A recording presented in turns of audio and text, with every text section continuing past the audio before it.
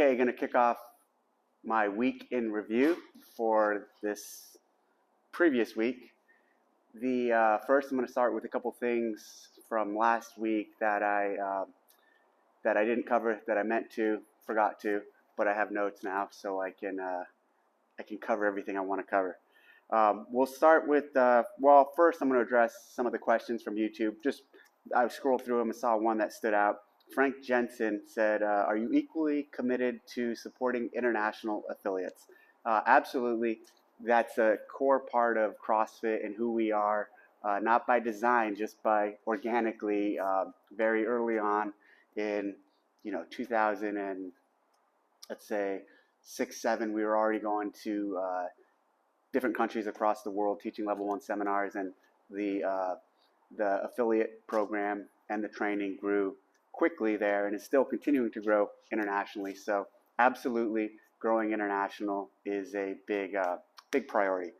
Someone else asked what shoes I ended up purchasing because I talked a little bit about the ruck. I got these Ultras. These are the what are they called? The Lone Peak 6. They have a really wide toe box, and so far, and they're flat. So far, I've gone on one ruck with them, and they work good. I'll test them out a little more this week and report back later how they're doing. A couple other things I forgot to talk about. The Army Ignited program. Or actually, that's more of this week than last week, but I'll cover it real quick. Super cool. Nicole Carroll and the training team from CrossFit, everyone who was involved with that, congrats. Super cool program where through that Army Ignite program, they are going to cover the cost of level 1s and I think a few other courses for active duty soldiers. The reception to it is really positive. It seems like a lot of people are excited about it. I've had a few people DM me from different ODA groups and say they're going to try to get their whole teams to get level 1. On that note, I don't know how clear this was on my post, but definitely saw it on CrossFit's channels. They also, if you get a large number of people together to do it, they can send a level 1 to you, and that's another cool opportunity.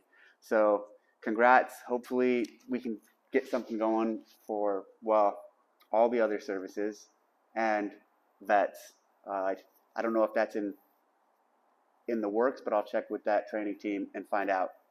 Another point I wanted to cover last week, but I forgot, I actually wanted to open with it, was the documentary. So there is a new CrossFit documentary that's coming out soon, and they sent me a version, or the documentary. I haven't watched it. I probably won't. But then Mariah hit me up, the lady who made the documentary, and she said there was a lot of controversy around me and my inclusion or lack thereof in it. And then I saw Brian Friend. He's a co-host with Sevan on his podcast and a commentator in the space. Really smart guy, really keeps track and keeps tabs on everything going on in the sport of CrossFit. And then I saw a post he did where he basically had called that out and then maybe apologized because he didn't have all the information. But here's the deal with the documentaries and me. A few years ago, we've been doing documentaries for a number of years. It might have been, I forgot what year it was, but I watched it, 19 or 20 doc, whenever. And I just was like, fuck, man, it's like too much of me. Just too much of me in the sense of sit-down interviews. And kind of they all fell into this realm of action, cut to athlete interview, cut to me interview, cut to whoever from HQ interview.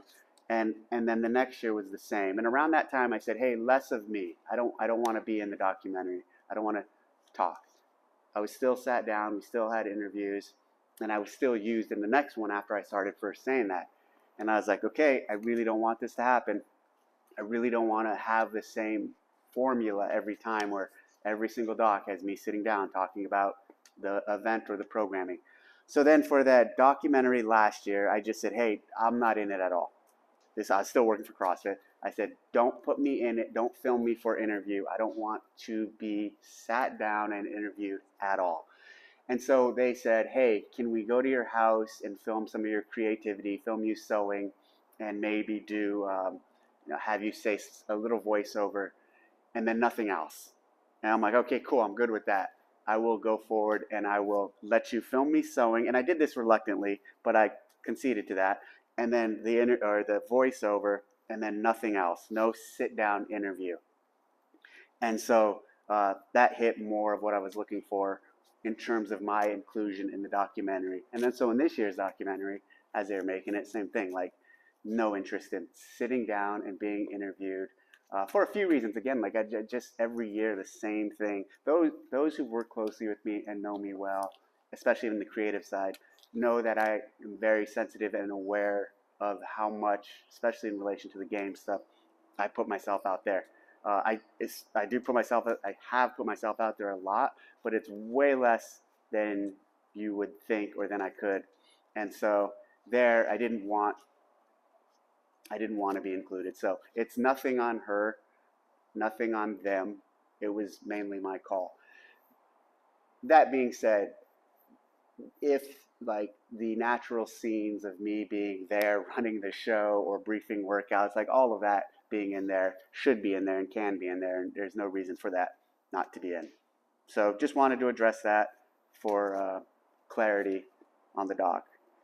Last week, separate note, I worked with, after the last video, I did another training session with a couple SWAT guys from Redlands SWAT down south. They came up, they're CrossFitters, good guys. We did some AR and pistol work. It was a lot of fun. They were good CrossFitters. I put them through a workout at the ranch afterwards, and they crushed. They both did really good on the wall ball run workout.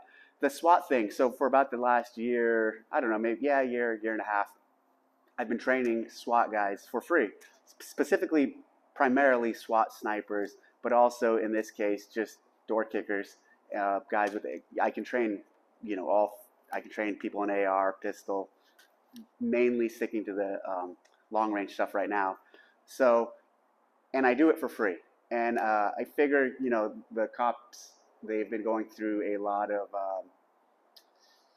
there hasn't been a lot of support for police officers the last few years, so I figured I can give back, and the one thing I could do is offer my services and help make them better at their job and give them some training. Training resources for a lot of cops and even SWAT officers is very limited, so I thought the least I could do to give back, especially with my skill set from the military and my passion now for competition, I could do something for them, and I've been enjoying it. Last week I had 2 groups come out.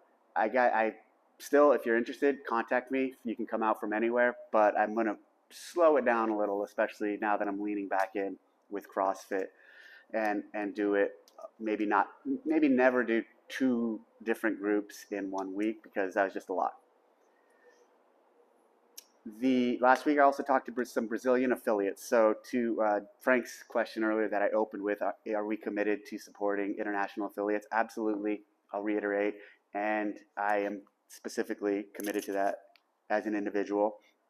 And so I had a call with 5 of the oldest Brazilian affiliates last week, I think on Thursday, and it was a really good call. I just let them tell me about what's going on there, the state of affairs, how the CrossFit scene is. Hold on a second. And a lot of the themes coming from them too are the same as here in the U.S. around the messaging around CrossFit in terms of the methodology and promoting the brand and promoting affiliates a little more. IP theft, IP issues were of a concern to them and are a concern here. If you guys have any IP issues that that's in your local area as an affiliate, IPtheft@crossfit.com. Email them, and that team will take care of it. IPtheft@crossfit.com. So affiliate owners, trainers, if you see someone using the CrossFit name illegally, email us, IPtheft@crossfit.com, and or just email me, TDC at Castro Ranch right now until I get my CrossFit one running. So I wanted to make that really clear, because I think a lot of people still don't realize that there's a whole team on our side that pursue those issues, and just trying to bring awareness to it. The next day, Friday, I did the Sevan podcast. Interestingly, I realized as I was getting ready to do this, I'm wearing the same shirt, but it's not the same shirt. I say that because Carter gave me 2 of these shirts, and so I just this is his old affiliate and CrossFit Santa Monica. So I just tossed them in my drawer, and I wore one, and today, 4 or 5 days later, I'm wearing the other. On Sevan's podcast, had a good time. He asked some questions, good questions. There's one thing I want to apologize for. I want to apologize for my language. I realized afterwards when I saw some of the clips coming out, some of the highlights, I cussed a lot. And I'm just out of practice in speaking to groups, public speaking right now. When I was coming up in the level 1 scene and when I was mentoring level 1 staff members and teaching them and conveying what we'd want or we expect from them as their leaders at the time, cussing and foul language would come up. And my guidance and my way of using foul language, even though I used it earlier today on this one, is you have to know you're doing it and you have to be very deliberate. Every time I cuss, I know I'm cussing and I want it in there for a specific reason, maybe to drive home a point or maybe just for the shock and awe of it. But I think, especially in public speaking, cussing should be very deliberate and it shouldn't be just the norm and accidental. And that's at least how I view it and how I teach it. On that call, especially from the highlight clips I've seen from it, I was very negligent with it. I was using foul language a lot, and I need to just tighten that up a little. So I apologize for that. Yesterday or Saturday, I went to San Luis Obispo, and there I met with a number of San Luis Obispo affiliates, or that greater area, affiliates all the way down to Santa Barbara and all the way north as Atascadero. That area, that coastal part of California, doesn't really have a big metropolitan area. You have LA to the south, and then San Francisco, San Jose to the north, and so they're kind of sometimes just lost on their own. So I met up with them, and we had this was Saturday afternoon, great discussions, same sort of topics. What do you guys want to see from us? How are you guys feeling about CrossFit and the state of affairs in the community? And they were all really good group of people. Bill Grumbler hosted it at CrossFit Inferno, and he's like kind of the anchor down there. He's been one of the affiliate owners that's been opened in that area for a very long time. There were also a couple affiliates who are brand new, which is super cool to see. They've opened up. One's hasn't even opened up. The other opened up in the last 6 months. They both were from another gym in that area, and not San Luis Obispo, in the Santa Maria. And so it was cool to see some newer affiliate owners who were excited and pumped up about the future of CrossFit. From there, the next day, I shot in a long-range rifle competition in slow and did not perform well. I've won the past few matches I've shot in, so I had better expectations of myself, but I didn't perform well, and it happens in those things. You have your ups and downs, so that was kind of discouraging.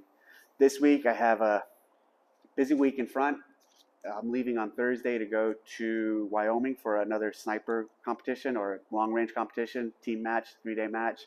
Before that, for the next few days, I'll have a number of calls and check-ins I'll do with some teams and people. And then hopefully next Monday, I'll come back with another week in review covering what I did this week. If you have any questions, put them in the comments. Thanks for watching, and I will see you guys next week.